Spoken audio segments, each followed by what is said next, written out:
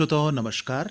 आज महीने का अंतिम रविवार और आज प्रधानमंत्री नरेंद्र मोदी ने मन की बात की 91वीं कड़ी में बहुत से विषयों पर बात की और विचार सुनने वालों के साथ साझा किए। हर बार की तरह आकाशवाणी का क्षेत्रीय समाचार एकांश जम्मू भी आज के मन की बात पर एक बातचीत लेकर आपके लिए हाजिर है और इसके लिए हमने दावत दी है अपने स्टूडियो में डॉक्टर पंकज मेहता जी को, जो कि सीनियर असिस्टेंट प्रोफेसर हैं पर्यावरण विभाग सेंट्रल यूनिवर्सिटी जम्मू में। डॉक्टर साहब, आपका आज के इस कार्यक्रम में स्वागत है। धन्यवाद जगमोहन जी, मुझे आमंत्रित करने के लिए। और जैसे आज के प्रोग्राम की शुरुआत मोदी जी ने की आज़ादी के अमृत वर्ष की, उन्होंने कहा कि अगले बार जब हम आएंगे तो तब हम 75 साल पूरे कर चुके होंगे आज़ादी के, और जो उसके बाद जो अमृत काल है उसमें प्रवेश कर चुके होंगे 75 से लेकर 100 साल पूरे करने के। तो आप कैसा महसूस करते हैं इस अवसर पर मन की बात पर बात करते हुए? आज जैसा कि हम लोगों ने अपने प्रधानमंत्री जी को सुना, ये वर्ष 2022 जब हम अपने 75 साल पूरे करेंगे और हम सबने जो अपना जन्म लिया, इस आज़ादी की हवा में जन्म लिया, जिस आज़ादी को दिलाने के लिए हमारे फ्रीडम फाइटर्स ने, स्वतंत्रता सेनानी ने कितना संघर्ष किया कि आज हम उस खुली हवा में सांस ले रहे हैं जिसमें अब हम 75 वर्ष पूरे करने वाले हैं। तो मैं बहुत ही हर्ष, क्योंकि किसी को भी इंडिपेंडेंट इंडिया में जन्म जिसने लिया और जब वो जी रहा है और जो दायित्व और जो कर्तव्य, जैसा कि आज हमें कर्तव्य मिल रहा है कि अगले 25 साल हमें अपना कर्तव्य निभाना है, क्योंकि जो हमें आज़ादी मिली है हमें भी उसको 100 साल तक अपने कर्तव्य से ले जाना है। जी, और साथ साथ हमें उनको भी याद करना है जिन्होंने अपना सर्वस्व न्यौछावर कर दिया। और कई तो ऐसे भी रणबांकुरे रहे होंगे, ऐसे भी योद्धा रहे होंगे, स्वतंत्रता सेनानी रहे होंगे जिनका बहुत लोगों को पता भी नहीं है। और जैसे आज प्रधानमंत्री ने आज की डेट का जिक्र करते हुए कहा कि आज शहीद उधम सिंह जी की शहादत को उन्होंने नमन किया। उन शहीदों को याद करना भी कितना आज इस मौके पर, क्योंकि आज़ादी के अमृत महोत्सव के तहत हम बहुत सारे कार्यक्रम आयोजित कर रहे हैं और इसी के जरिए हमें कितने अनसंग हीरोज़ का पता चल रहा है जिनके बारे में ना तो इतिहास के पन्नों में प्रमुखता से लिखा गया और ना ही आम लोगों को उनके बारे में पता था। तो ये अवसर उन शहीदों को, उन बलिदानियों को, उन संघर्षकर्ताओं को याद करने का कितना अच्छा और ज़रूरी मौका है। ये बहुत ही अच्छा, ये जो 75वां आज़ादी का अमृत महोत्सव पूरे देश में ये एक पर्व के तौर पे मनाया जा रहा है। जो अनसंग हीरोज़ हैं, जो हमारा यूथ है, एक बहुत ही अच्छी मुहिम है जिससे हमें पता लग रहा है कि जो पर्दे के पीछे वो स्वतंत्रता सेनानी जिन्होंने अपना बलिदान दिया, जिनको हम आज तक जानते नहीं हैं, उनको जानने का एक अवसर मिल रहा है। और इस भावना से यूथ को अपने देश के साथ तन मन से जुड़ने का मौका भी मिल रहा है। उनमें नेशनल यूनिटी और इंटीग्रिटी के भाव जागृत हो रहे हैं, और जो कि बहुत ज़रूरी है अपने देश के साथ, अपने स्वतंत्रता सेनानियों को अगर मुझे किसी को रिस्पेक्ट देना है तो वह यही सब जो कार्य हम कर रहे हैं, डिफरेंट मुहिम चलाई जा रही हैं देश में, मुझे लगता है कि हम ये एक छोटा सा अपना कर्तव्य उनको नमन करके और उनके भाव में ये कार्यक्रम में सम्मिलित करके दे पाएंगे। जी, और तरह तरह से इस तरह की एक्टिविटीज़, इस तरह के आयोजन और समारोह भी जो है करवाए जा रहे हैं। जैसे उन्होंने जिक्र किया कि आज़ादी की रेलगाड़ी और रेलवे स्टेशन, और ये कितनी अच्छी मुहिम है। अलग अलग जो रेलवे स्टेशन हैं उनके ज़रिए स्वतंत्रता के संग्राम को जोड़ना। जैसे उन्होंने जिक्र किया कि झारखंड के गोमो जंक्शन की बात उन्होंने की, लखनऊ के काकोरी जंक्शन की बात की, जहाँ पर काकोरी जो केस हुआ था जब उन्होंने सरकारी खजाना लूटा था। तो इस तरह से जो रेलवे स्टेशंस को जोड़ा जा रहा है, ये आप क्या समझते हैं कि कितना प्रभाव डालेगा नौजवानों को, युवा पीढ़ी को देश की आज़ादी के संघर्ष के साथ जोड़ने में? ये जो 75 रेलवे स्टेशन, जैसा कि आज हमने सुना, जिनको सजाया जा रहा है, और ये वो रेलवे स्टेशन हैं जहाँ से आज़ादी की मुहिम, जब हमें स्वतंत्रता मिली, हर एक स्टेशन का अपना एक इतिहास रहा है जी। तो जिस प्रकार से स्टेशन सजाए जा रहे हैं, तो जो हमारा यूथ है, जो बच्चे हैं, 75 स्टेशंस का चुनाव किया गया है 24 अलग अलग स्टेट राज्यों में। जी। तो ये जो जब हमारे जो यूथ हैं, जो बच्चे हैं, जब ये उन स्टेशनों पे जाएंगे तो मुझे लगता है अपने आप में वो भाव अपने देश के प्रति और उन स्वतंत्रता सेनानियों के प्रति अपने आप जागृत हो जाएगा, और विच इज़ मच नीडेड। ये एक ज़रूरत थी इस समय की, और ये जो मुहिम चलाई जा रही है, इससे आज़ादी के अमृत महोत्सव का पर्पज़ ही है देश भाव को जागृत करना, अपने देश के साथ जुड़ना। तो उसमें एक बहुत ही कारगर, ये कदम उठाया गया है जिसमें इन 75 स्टेशनों को चुना गया है। काकोरी में हमें शहादत बिस्मिल जी की और अशफाकुल्ला खान की पता लगती है। गोमो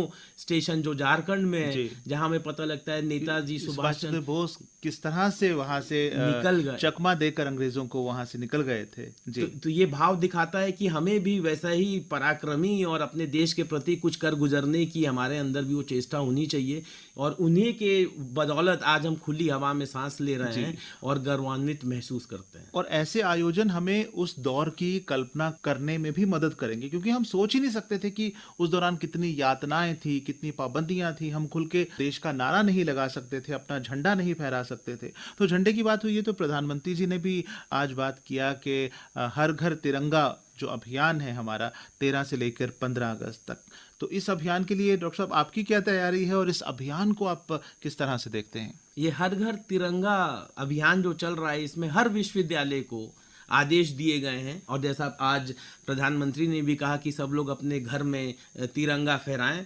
क्योंकि मैं एनसीसी अधिकारी हूं जम्मू केंद्रीय विश्वविद्यालय का, तो हम अपने कैडेट्स के साथ हम 2-2 झंडे हर एक कैडेट को दे रहे हैं कि अपनी विसिनिटी में जाएं। सांबा जिले में ये आती है जम्मू केंद्रीय विश्वविद्यालय, और सांबा जिला हम सब जानते हैं ब्रिगेडियर राजेंद्र सिंह जी की शहादत को हम नमन करेंगे, क्योंकि उन्हीं की वजह से हम अपने कश्मीर को अब बचा पाए थे जी। तो उस पूरे गांव सेवियर ऑफ कश्मीर उनको कहा जाता है। सेवियर ऑफ कश्मीर कहा जाता है, बिल्कुल ठीक कहा आपने। तो हमारे जो कैडेट्स हैं 13 से 15 अगस्त में प्रभात फेरी के तौर पे सुबह निकलेंगे और झंडे लगाएंगे और सेल्फी लेंगे उन परिवारों के साथ जाके, जहां पे मैसेज देंगे कि अपना यूनिटी, इंटीग्रिटी और देश के प्रति हमारे अंदर वो स्वतंत्रता जो सेनानी जिन्होंने शहादत दी उनको हम नमन करके झंडा फहरा के अपने देश भाव को जागृत करेंगे। तो हमारा एनसीसी यूनिट जो 4 जम्मू कश्मीर बटालियन के तहत हमें यूनिट मिला है, उसके तहत हमारी ये तैयारियां पूरी जोरों शोरों पे चल रही हैं, और हम इस मुहिम में बढ़ चढ़ के हिस्सा लेने वाले जी। और हम भी ये दृढ़ निश्चय करते हैं कि इस अभियान में हम भी जुड़ेंगे, हमारे सुनने वाले भी जुड़ेंगे, और एक अलग ही नज़ारा होगा जब हर घर की छत पर तिरंगा होगा, और कितनी खुशी होगी। हमें इस बात का एहसास होगा कि आज आज़ादी प्राप्ति को 75 साल पूरे हो रहे हैं। और झंडे की बात की तो प्रधानमंत्री ने यह भी जिक्र किया कि 2 अगस्त जो परसों आएगा उस दिन पिंगली वेंकैया जी की जन्म जयंती है। बहुत लोगों ने नाम भी नहीं सुना होगा, तो इन्हें श्रेय जाता है हमारा जो आज का झंडा है उसको डिजाइन करने का। झंडे का तो बड़ा इतिहास है। पहले भारतीय ध्वज अलग अलग स्वरूपों में होता था। बीच में जब आज़ादी प्राप्ति की बात हुई तो उसमें अलग अलग रंगों का जिक्र हुआ कि ये रंग इसमें होना चाहिए, ये होना चाहिए, और लास्ट में जो पिंगली वेंकैया जी ने जो डिज़ाइन किया था वही फाइनल हुआ। और बाद में जाकर पहले उसमें चरखा हुआ करता था, उसके बाद चरखे की जगह अशोक चक्र जो है वो उसमें आ गया। तो भारत का आज का जो झंडे का स्वरूप है, या फिर भारत का स्वरूप है, या राज्यों का स्वरूप है, उसमें किसी एक का योगदान नहीं है, बल्कि असंख्य संघर्षकर्ताओं का सहयोग है। आज़ादी की लड़ाई के लिए जद्दोजहद करने वालों का उसमें सहयोग है। उसके बाद प्रधानमंत्री जी ने बात की कोरोना काल की, और कोरोना काल में जो हमारी भारतीय पद्धतियां हैं इलाज की, आयुष का जिक्र किया कि आयुष का रोल कितना इम्पोर्टेंट रहा इस कोरोना काल में, इस महामारी को मात देने में। तो सबसे बड़ी बात है कि आज़ादी का अमृत जब हम मना रहे हैं तो सिर्फ मनाना ही काफ़ी नहीं है, अपनी जड़ों से जुड़ना बहुत ज़रूरी है।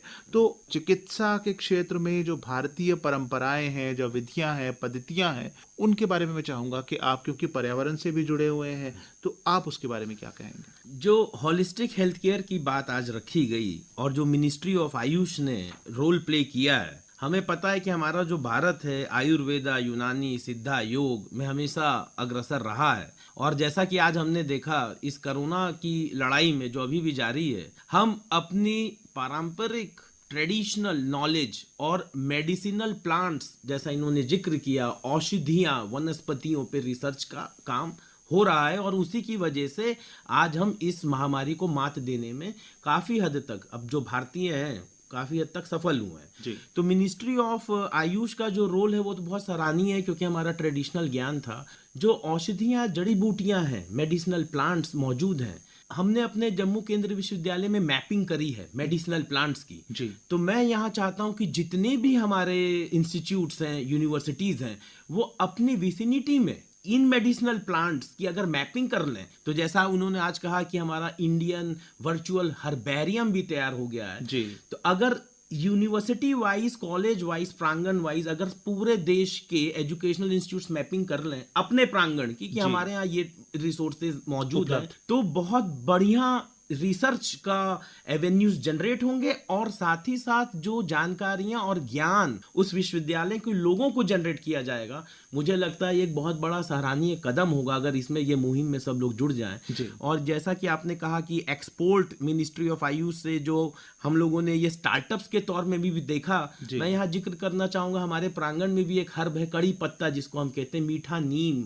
के नाम से जाना जाता है। हमने उसका भी प्रयोग करके लोकल स्तर पे अपने विश्वविद्यालय में एक चाय बनाई है, उसके टी बैग्स बनाए हैं और इसको बढ़ावा दे रहे हैं, जिससे कि लोकल रिसोर्स से कुछ लोकल स्टार्टअप से लोगों को आमदनी भी हो, जहां हर्ब का भी प्रमोशन हो, भारतीय संस्कृति को भी हमने दिखाया कि देखो इतनी औषधि है, ये टी बैग है। तो दूर चाय पत्ती, असम की चाय पत्ती से हट के शिवालिक में ये कड़ी पत्ता मिलता है और हम सब हिमालयस में बैठे हैं, आउटर फुट हिल्स में। तो इसको हमने एक भारत सरकार के साथ इस पे एक आईपीआर भी हमने फाइल कर दिया है, वो अप्रूवल स्टेज में पहुंचा है। इस प्रकार के हम कार्य कर रहे हैं जहां पे अपने हर्ब्स, अपने आयुर्वेदा, अपनी योग, सिद्धा, यूनानी को प्रमोशन मिल रहा है। तो ये 75 वर्ष अपने पर गुमान करने का भी मौका है। अब देखिए हमारी परंपराओं में रहा है कि जब बच्चा बीमार हो जाता था तो उसको अंग्रेजी दवाई देने के बजाय माताएं शहद देती थी, अदरक देती थी, तुलसी का काढ़ा देती थी, इस तरह की चीजें देती जिनका साइड इफेक्ट नहीं है। आज हम बच्चे को कोई प्रॉब्लम होती है तो सीधे डॉक्टर के पास लेके जाते हैं और वो डॉक्टर भी एंटीबायोटिक देने में संकोच नहीं करते। लेकिन उन एंटीबायोटिक्स का कितना बुरा असर पड़ता है हमारे स्वास्थ्य पर, ये बात ध्यान रखनी है। और जब हम अपनी जो रिवायतें हैं, परंपराएं हैं, उन पर मान करेंगे, उनका सम्मान करेंगे, तो एक अच्छा जीवन जो हेल्दी है वो हम जी सकेंगे। और आप उद्यमिता की बात कर रहे थे, स्टार्टअप्स की बात कर रहे थे, तो प्रधानमंत्री ने आज शहद की बात की, अपने किसानों की आमदन बढ़ाने की हम बात कर रहे हैं, लेकिन कृषि के साथ साथ जुड़े जो दूसरे क्षेत्र हैं उनको विकसित करना, उनको बढ़ावा देना भी बड़ा जरूरी है। जैसे एग्रीकल्चर हो गया, हॉर्टिकल्चर हो गया, उसके साथ पशुपालन है, भेड़ पालन है। उन्होंने जिक्र किया शहद की मिठास का, यानी जिसे हम यहाँ डोगरी में कहते हैं पोर पालन। सरकार की तरफ से बहुत सी रियायतें भी दी जा रही हैं जो इस क्षेत्र में काम करना चाहते हैं। तो उन्होंने हरियाणा का जिक्र किया, कर्नाटक का जिक्र किया और जम्मू के पल्ली गांव का भी जिक्र किया। आपका यूनिवर्सिटी जो है वो उसी क्षेत्र में, तो आप कैसा महसूस कर रहे हैं जब उन्होंने बताया कि 15 से 20 लाख रुपए की एनुअल टर्नओवर है उनके इस काम की? मुझे बहुत ही हर्ष हुआ कि आज ये हमें सुनने को मिला। उन्होंने पल्ली गांव का जिक्र किया जो कि सांबा जिले में आ रहा है, और ये सुन के जब अपने क्षेत्र के लोगों की बात होती है, जो उन्होंने कहा जिस प्रकार का विनोद जी का कार्य उन्होंने किया और 15 से 20 लाख वो सालाना कमा रहे हैं एपीकल्चर से, शहद प्रोड्यूस करके, ऐसे ही स्टार्टअप मैं ये बात रखना चाहता हूँ हमारे सांबा जिले में आंवला और ये मक्का जी, इनके ऊपर हमने भी अपने किसानों को जागृत करने का एक प्रयास किया कि ताकि लोकल स्तर पे वो एक फूड प्रोडक्शन यूनिट लगा पाएं, क्योंकि आंवला बहुत जबरदस्त यहाँ पे सांबा जिले में है। और अभी अगर आपने देखा हो जम्मू में लेवेंडर्स ब्लू रेवोल्यूशन लाया गया है, और भद्रवाह किश्तवाड़ के एरिया में उसको बहुत बड़े पैमाने पर उसका उत्पादन किया जा रहा है। सांबा जिले में आंवले में अपार संभावनाएं हैं और यहाँ के जो किसान हैं हमने उनको डेमोन्स्ट्रेशन भी दिया था। आज विनोद जी का प्रयास सुन के मुझे लगता है वो एक रोल मॉडल बनेंगे जी। और अगर वो आके हमारे सांबा जिले में जो राया सुचैनी जहाँ हमारा विश्वविद्यालय है, अगर इनसे भी हम प्रशिक्षण ले लें जिस प्रकार से वो एपीकल्चर कर रहे हैं, तो मुझे लगता है विनोद जी रोल मॉडल हो जाएंगे किसानों में। और जम्मू के जितने भी गाँव हैं इन्हीं के प्रयास को अगर हम रेप्लिकेट कर दें तो हमारे जिले में भी और हमारे इस पूरे क्षेत्र में अपार संभावनाएं हो जाएंगी जहां किसान, और उसमें आगे वैरायटी बढ़ाने के भी बड़े मौके हैं। जैसे उन्होंने कर्नाटक के एक मधुकेश्वर हेगड़े जी का उन्होंने जिक्र किया और उनके पास 800 से ज्यादा कॉलोनीज हैं इसकी, और उसमें वो वैरायटी ला रहे हैं, जामुन शहद, तुलसी शहद, आंवला शहद, इस तरह के जो शहद हैं वो बना रहे हैं जिससे लोगों को वैरायटी भी मिलती है। और ये सब करने से हमारा जो बेरोजगारी एक बड़ी समस्या मानी जाती है, एक चुनौती मानी जाती है। ज़रूरी नहीं है कि वो मानसिकता जो पुरानी चली आ रही है कि मैं मान लो मैं ग्रेजुएट करता हूँ तो मैं सोचता हूँ मुझे नौकरी ही मिलनी चाहिए, अपना काम। और आज के इस प्रोग्राम में उन्होंने ज़िक्र किया निमित जी का, जो कि बीटेक करने के बाद नौकरी की बजाय स्वरोजगार की तरफ आए हैं। तो आप इस चीज़ को, इस तरीके की जो सोच बदल रही है लोगों की, युवाओं की, उसे आप किस तरह से देखते हैं डॉक्टर साहब? ये बहुत जरूरी है। ये जो स्वरोजगार, इसको मैं ऐसे रखूंगा यहाँ पे, इनोवेशन, इंक्यूबेशन और एंटरप्रेन्योरशिप, जी। 2 eyes is the future of the third eye. आत्मनिर्भर भारत बनाने में जो हमारी 2 आंखें, अगर मैं इसको डिजाइन के रूप में रखूं, 2 आंख यानी इनोवेशन, इंक्यूबेशन, जी हाँ। ये रास्ता दिखाएंगी तीसरी आंख का, और वो तीसरी आंख जो थर्ड आई है वो है एंटरप्रेन्योरशिप। जी।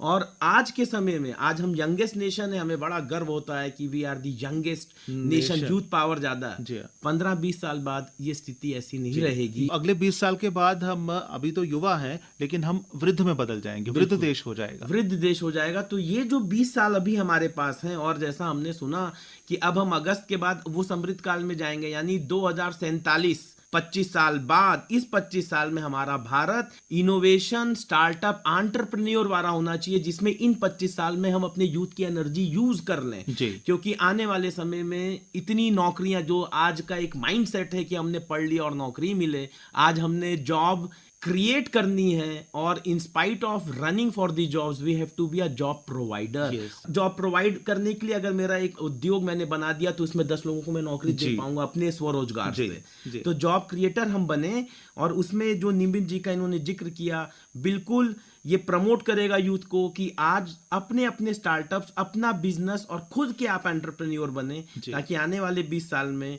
जैसा आज हम गौरवान्वित महसूस करते हैं कि हम यूथ नेशन इस एनर्जी को चैनलाइज कर लें, ताकि हमारा देश भी समृद्ध देशों में, डेवलप्ड नेशन की श्रेणी में आ जाए। जी। और जैसा प्रधानमंत्री ने भी अपील की है, हम भी अपने सुनने वालों को अपील करेंगे कि जो national bee keeping and honey mission जो है, ये जो अभियान शुरू किया है, इसका फायदा उठाने के लिए ज्यादा से ज्यादा नौजवान है वो आगे आए। फिर जब हम देश की बात करते हैं, अपने भारत की बात करते हैं, तो विविधताओं का देश, रंग बिरंगा देश, तरह तरह की भाषाओं का, बोलियों का, रीति रिवाजों के देश की बात होती है। तो प्रधानमंत्री ने आज मेलों का भी जिक्र किया, और खास तौर पर उन्होंने शुरू किया मिंजर मेले, जो कि हिमाचल प्रदेश में मनाया जाता है, आजकल भी चल रहा है वो मेला। तो इन मेलों का हमें अपनी जड़ों के साथ, अपनी रूट्स के साथ, अपनी परंपराओं के साथ जोड़ने का कितना महत्व है इन मेलों का? मेलों का बहुत ही बड़ा महत्व है। अगर हम देखें, हमारे देश में हर एक राज्य में मेले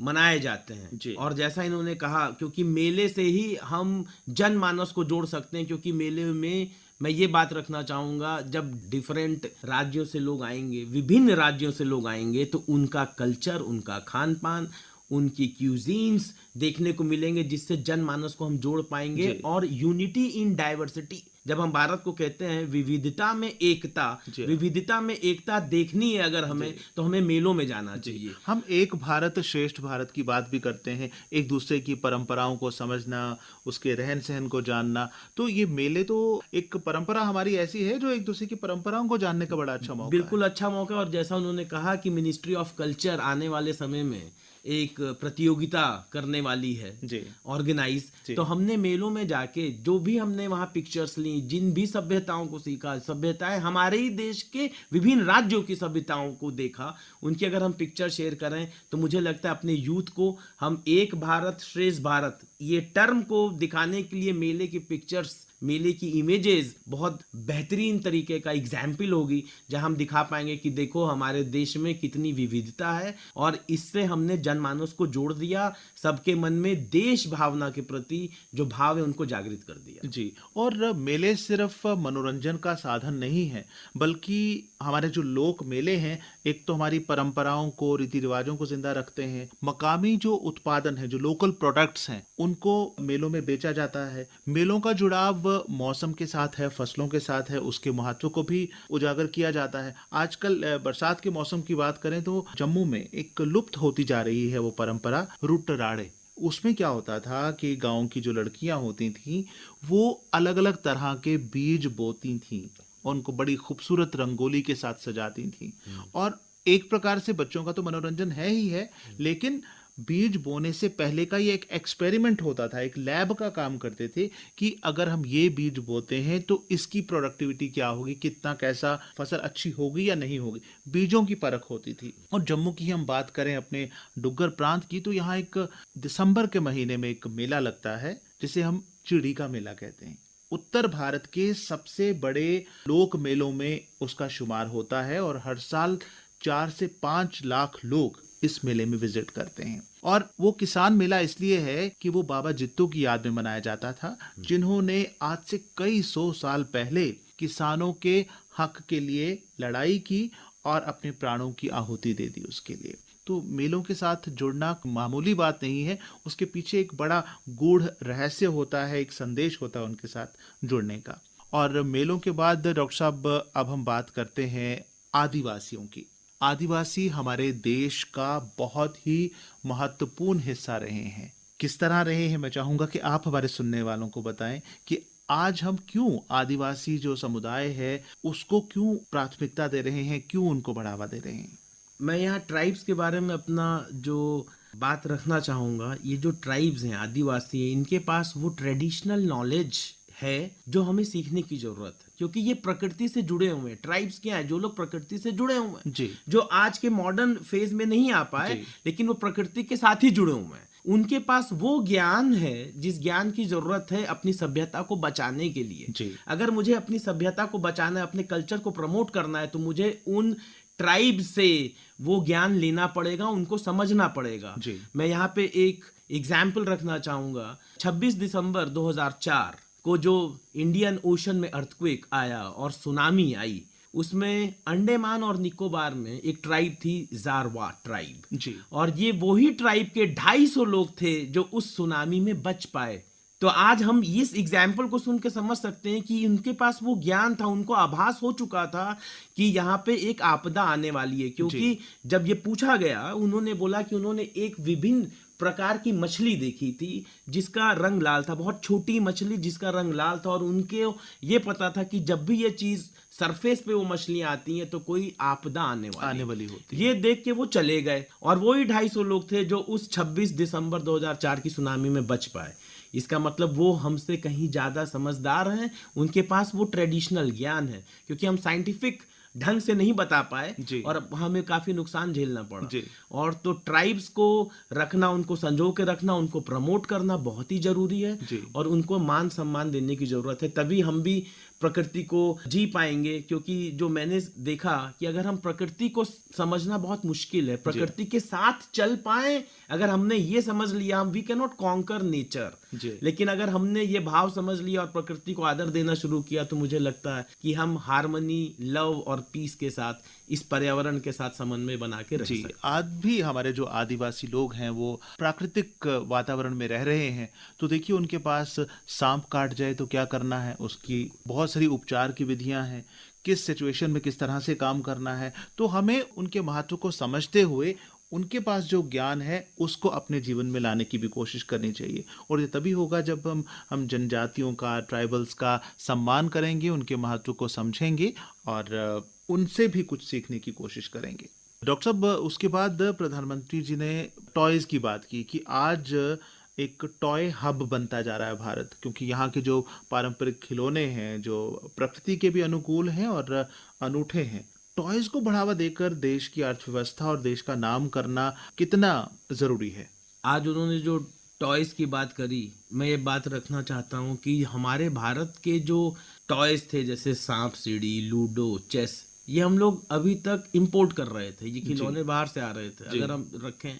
लेकिन अब आज हमने सुना कि 70% तक का इंपोर्ट कम हुआ है टॉयज का जी। और हम लोग 400 करोड़ से अब 2600 करोड़ तक पहुंच गए हैं एक्सपोर्ट में जी। यानी 6 गुना बढ़ावा जी एक्सपोर्ट में और 70% तक का रिडक्शन इंपोर्ट में जी। जो कि ये दर्शाता है कि हमारे देश में टॉयज के रिलेटेड जो स्टार्टअप बने हैं वो कहीं ना कहीं सफल हुए हैं जी। और इसमें मैं बात रखना चाहता हूँ, ये टॉय का थॉन, मिनिस्ट्री ऑफ एजुकेशन, शिक्षा मंत्रालय, AICT के मदद से और काफी सारे मंत्रालय भी उन्होंने अपना सपोर्ट एक्सटेंड किया।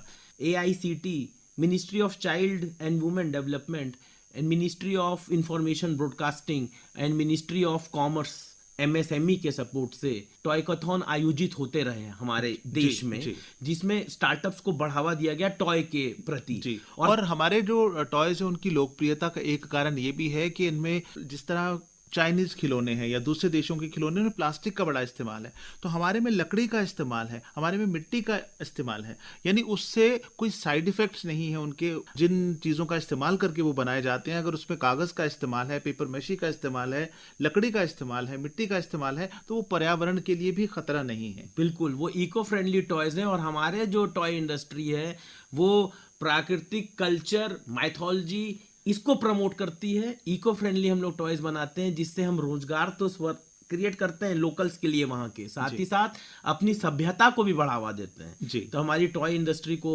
जो आज हमने अपनी उसकी सफलता के बारे में प्रधानमंत्री जी से सुना, हमें बड़ा हर्ष हुआ कि हाँ, हम कुछ कर रहा है, हमारा देश इस मुहिम में जी टॉयज में आगे जा रहा है। और माना जाता है कि खिलौने जो हैं वो बच्चे खेलते हैं, लेकिन हमारे युवा जो हैं वो खेलों में भी अपना नाम कर रहे हैं।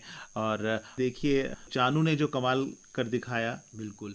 और पीवी सिंधु का जिक्र हुआ, पीवी सिंधु का उन्होंने जिक्र किया, नीरज चोपड़ा जी थे। जी जी जी जी। आज़ादी का अमृत महोत्सव मनाते हुए खेलें भी हमें एक उत्साह देती हैं, और खेलों में किस प्रकार से हम अपना नाम कर सकते हैं। भारत का जो 75वां वर्ष है उसको किस तरीके से हम डोमिनेंस दे सकते हैं दुनिया भर में। मैं इसमें बात रखना चाहूंगा, खेलो इंडिया एक मुहिम शुरू हुई थी जी। फिट इंडिया, जी। काफी सारी मुहिम शुरू हुई। जी। मैं यहाँ बात रखना चाहता हूँ, खेल हमें फिजिकली फिट तो रखते हैं, कहीं ना कहीं हमारे ये मेंटल हेल्थ पे भी बहुत असर डालते हैं। ओवरऑल पर्सनैलिटी जो है ओवरऑल उसको स्ट्रांग बनाते हैं, बेहतर बिल्कुल। बनाते हैं। पहले हमने सुना था कि पढ़ोगे लिखोगे तो बनोगे नवाब, खेलोगे कूदोगे तो होगे होगे खराब, बेकार। लेकिन अब ऐसा नहीं अब है। ऐसा जी, जी, मुहिम जी, बदल जी, गया जी, है। जी, जी। अब खेलों में हमारी, अगर हम देखें, हमारा देश हर जगह चमक रहा है। और फिट इंडिया, खेलो इंडिया जो मुहिम चलाई गई, हमें ये देखना है कि अगर हमारा बच्चा खेलता भी है और अगर उसमें हुनर है तो उसको हम बढ़ावा दें, क्योंकि आमूमन हमारे माइंडसेट में बात है कि खेलों से कुछ नहीं होगा, बेटा पढ़ो। लेकिन पिछले कुछ वर्षों से ये सोच बदल रही है, पेरेंट्स की भी बदल रही है, बच्चों की भी बदल रही है, और हमारे बच्चे बहुत आगे निकलकर, हमारे नौजवान बहुत आगे निकलकर खेलों में अपना नाम कर रहे हैं। मैं तभी एक बात अपनी क्लास में भी जब जाता हूँ यही कहता हूँ, नो योर स्ट्रेंथ। अपनी स्ट्रेंथ में ज्यादा समय बिता दो, क्योंकि वीकनेस जो तुम्हारी है उसमें तुम जितना भी समय लगाओगे वो वीकनेस रह जाएगी। तो जो भी चीज आप समझते हैं कि आपकी खास है, उसमें और समय उभारो, उसको और ज्यादा उसी में समय लगाओ, उसी को निखारते रहो, उसमें तुम अग्रसर हो जाओगे। वीकनेस को अगर ज्यादा समय लगाओगे वो कमजोरी ही रह जाएगी। और अंत में प्रधानमंत्री कहते हैं कि हम अगली बार जब मिलेंगे तो प्रवेश कर चुके होंगे अगले 25 साल का सफर, जो कि अमृत काल है, जो कि 75 साल से हमें 100 साल पूरे करने तक ले जाएगा। तो हम उम्मीद करते हैं कि जिन भी चीज़ों का उन्होंने जिक्र किया, चाहे प्रकृति का किया, खेलों का किया, या अपने जो इंडियन पद्धति है इलाज की, आयुष का जिक्र किया, तो इन सभी चीज़ों से हम जुड़े रहेंगे, अपनी जड़ों से जुड़े रहेंगे और भारत को और मजबूत बनाएंगे। एक बार फिर से भारत को विश्व गुरु बनाने की राह पर आगे लेके जाएंगे। डॉक्टर साहब, आज के मन की बात पर बातचीत करने के लिए आपने समय निकाला और हमारे स्टूडियो में आए, आपका बहुत बहुत शुक्रिया। धन्यवाद। धन्यवाद।